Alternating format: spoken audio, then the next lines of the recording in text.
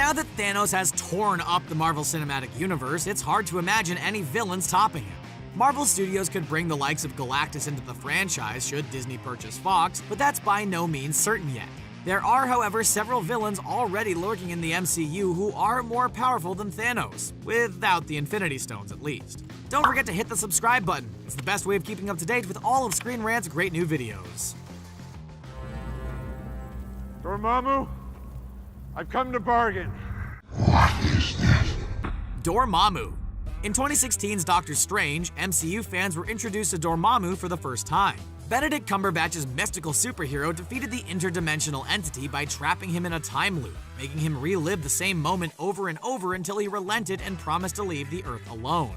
However, this wouldn't have sat well with Dormammu, and the fact remains, while he was defeated, he certainly wasn't finished off.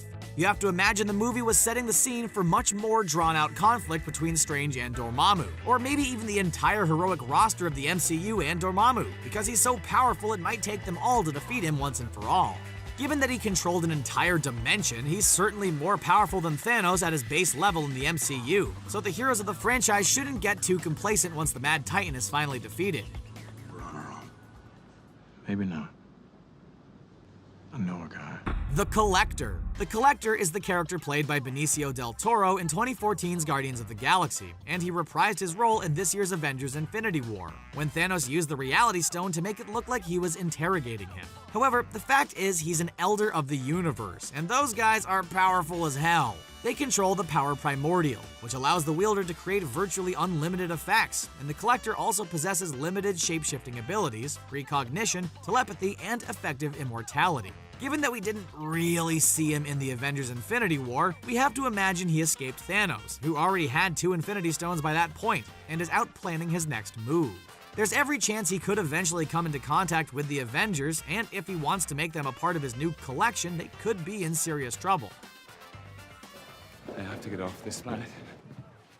Hey, where are you going? The Grandmaster. The Grandmaster, who was played by Jeff Goldblum in 2017's Thor Ragnarok, is another member of the group known as the Elders of the Universe, just like the Collector. In the comics, they all possess approximately the same levels of power, and they do, in fact, regard themselves as figuratively being brothers. With that in mind, should the Grandmaster wish to enslave and oversee battles between other superheroes in the MCU going forward, he undoubtedly has the power to do exactly that. He's pitted the Avengers against DC's Justice League in the comics, and although he didn't show any real power in the MCU, the position of power he was in can't have come easy, so he probably possesses the same power primordial and massive energy manipulation abilities that we assume the Collector possesses. Should he get a bit more ambitious in the MCU, the heroes could find themselves in a pickle. Okay, so Ragnarok. Tell me about that. Walk me through it. My time has come. Surtur. 2017's Thor Ragnarok saw the only MCU appearance of Surtur to date, and boy did he make a big impact. After initially being depicted in a weakened, smaller form, at which point Thor was able to best him and escape with his crown would later be reunited with Eternal Flame, returning him to his full power and size. In all his massive fiery glory, he was able to destroy Asgard itself, fulfilling the prophecy of Ragnarok, cementing himself as one of the most powerful individuals in the MCU. In the comics, Surtur is capable of going toe-to-toe with Odin, who can bust galaxies as a side effect of his battles, and if that turns out to be his level in the MCU, he could be even more dangerous than we already know he is, and that would certainly require the attention of every MCU hero, should he increase his ambition. I'm just a janitor. How would you like a job? Hela. Looks like Thor Ragnarok had a couple of seriously powerful villains, because Hela also makes our list. You might think Hela died at the end of the movie, but the likelihood is she's still out there, because she was undoubtedly extremely hard to kill, and as the Asgardian goddess of death, you have to wonder if she can actually die at all. Cate Blanchett's character was able to best Thor in battle, even when he unleashed his most powerful lightning blast at her. She was unscathed. But most impressively, she was able to crush Mjolnir with her bare hands. She was also capable of forming weapons of varying sizes out of thin air, and she certainly seemed more powerful than Thanos at his base level, based on what we've seen of him so far. A team-up between the two in the future of the MCU would be fantastic. Did you know?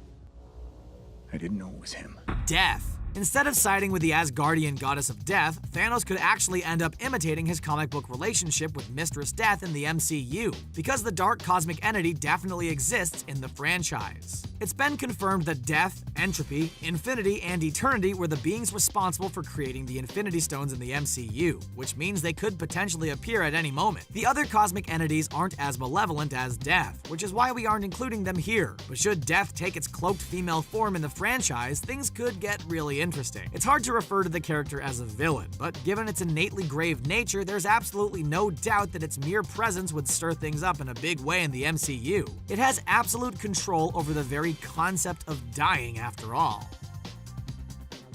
Nobody gets him, son. Sidorak. Speaking of Doctor Strange, Avengers Infinity War saw a dramatic increase in his power, with a number of new spells at his disposal. One of them was the Crimson Bands of Sidorak, which he used to entangle Thanos. For that spell to be cast, Sidorak, a malevolent and ancient demon, must be invoked, which confirms the character's existence in the MCU. In the comics, Sidorak powers the Juggernaut by using a fraction of his power held in the Crimson Gem of Sidorak to imbue the X-Men villain with super strength, durability, and unstoppable momentum. And his Crimson Bands have been used to restrain characters as strong as the Hulk. Should Sidorak emerge with evil intentions in the MCU, its heroes could be in trouble. He's part of a group called the Octessence, so there are actually 7 other members of that group out there, all of whom have different powers, alignment, and intentions in the comics. The Power Stone's all the firepower we need. It's our best hope. The Living Tribunal. In Marvel's comics, the single most powerful being in the universe is the One Above All. The One Above All is a creator being who is essentially God, and has actually been depicted as having Jack Kirby's likeness, Kirby being one of Marvel's most iconic writers over the years. Second to the One Above All is the Living Tribunal, and we absolutely know that this character exists in the MCU. Carl Mordo referred to the character in 2016's Doctor Strange when he used a weapon called the Staff of Living Tribunal that contained a portion of the cosmic being's power. The Living Tribunal isn't a villain per se, but the entity oversees and maintains balance in the realities that constitute the Marvel multiverse, and it has threatened to destroy the Earth due to its potential for evil. So it could certainly be an antagonist in the MCU, even if its intentions are for the good of the universe. And that's the end of our video. Did you enjoy it? Which other villains more powerful than Thanos are still lurking in the MCU? Let us know your thoughts in the comments section below. Don't forget to like, share, and subscribe to Screen Rant for more great videos just like this one. Bye for now.